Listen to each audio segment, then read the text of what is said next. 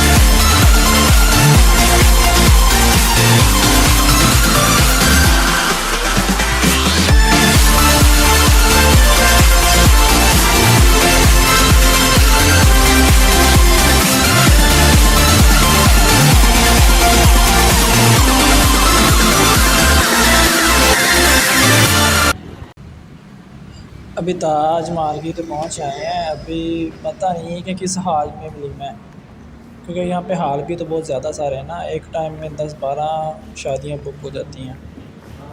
नहीं, इसमें तो नहीं है, नहीं इसमें तो नहीं होगा। आगे देखते हैं ना, शायद हो। ये ना ताज मार्केट है मैरिज हॉल। तो यहाँ एक टाइम में 10 से 12 शादियाँ बुक हो जाती हैं। ठीक है, मतलब कि शादियों से मुराद है कि वलीमे वगैरह हो सकते हैं, यहाँ पे फंक्शन वगैरह अच्छे हो सकते हैं। इससे अगला हाल है मेरे ख़्याल में ना, जहाँ पे हाँ ये वो वाला हाल है जहाँ पे हमें इनवाइट किया हुआ है चाचा हैदर। अस्सलाम वालेकुम जल्दी।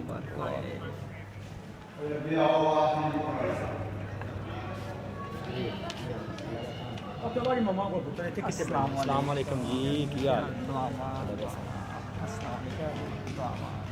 भाई किधर गया? और है अच्छा।